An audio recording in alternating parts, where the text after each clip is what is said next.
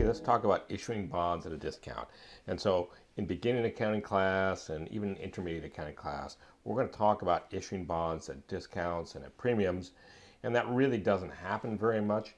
But what does happen a lot is bonds are publicly traded instruments. And so later on, after they're issued, they get traded between people. And then when those bonds get traded, it's much later than the issuance time. So market circumstances have changed it. Maybe interest rates have gone up, so the bond price has gone down, or interest rates have gone down and the bond price has gone up. So even though bonds seldom get issued at premiums or discounts, it's a great way to learn about what happens when interest rates go up. Bonds trade at a discount. In other words, if we have a 10% coupon on our bond, printed on our bond, and the market rate, the right rate, is 12%, we have to put our bonds on sale. We have to sell them less than face value in order to sell them. We have to sell them at less than face value so that they will yield 12% to the purchaser. So by way of review, the contract rate is the rate that's printed on the bond.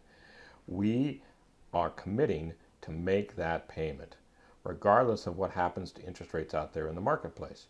So if interest rates go up, our contract rate looks like a bad deal and we have to put our bonds on sale. If interest rates go down, then we can charge more for our bond because our bond looks like a good deal.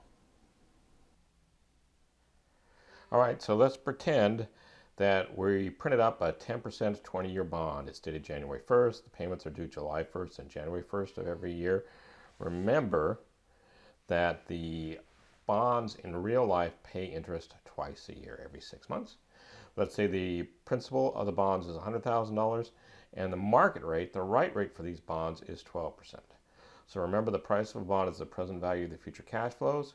So let's find the present value of the future cash flows of this bond. So here's a little trick that I use. First, I'll plug in the numbers on the financial calculator as if the market rate and the contract rate were the same to make sure I get the face value of the bond. That way I know I've got everything plugged in right. So on the financial calculator, the first thing you do is you clear all the values out of the time value menu. Remember, the time value menu is the third row. And what's the N? Well, it's a 20-year bond. It pays interest twice a year. So 2 times 20 means that there's 40 periods, 40 N. And now let's plug in the I as if the market rate were the same as the contract rate. So it pays interest twice a year. 10% divided by 2 means that the interest per period is 5%. We're going to solve for PV. What's the payment? The payment is 100,000 times 10% divided by 2, or $5,000. And what's the future value? Well, remember, bonds pay interest only and then they pay the principal at the end. So the lump sum at the end is $100,000. That's the future value. Then we hit compute PV, and that tells us that we should pay $100,000 for that bond. So that tells us we put everything in correctly, and now all we have to do is tweak the interest rate. Interest rates have gone up, so the bond price should go down. It's 12% annually, or 6% every 6 months. 12% divided by 2 is 6, so we hit 6I, and now we hit compute PV.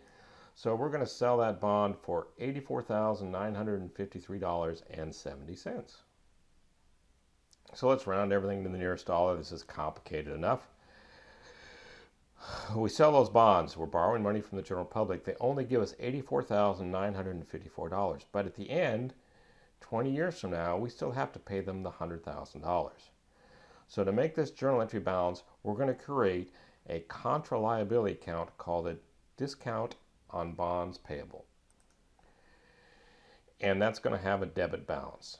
Interest expense also has a debit balance. So over the life of the bonds, we're going to turn that $15,046 into interest expense. Every time we make a payment, we're going to amortize. We're going to use up part of this and turn it into interest expense. And since this is the beginning accounting class, we're going to use the straight line method. There's going to be 40 payments. So every time we make a payment of interest, we're going to use up 1/40th of this. So 6 months go by and it's time to write a check. Remember, these are 20-year bonds with a 10% contract rate.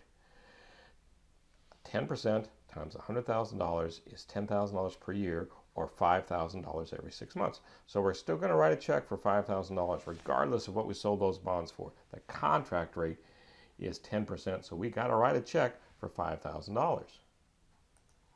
And then we said we were going to amortize. We're going to use up 1/40th of that discount on bonds payable every time we make a payment.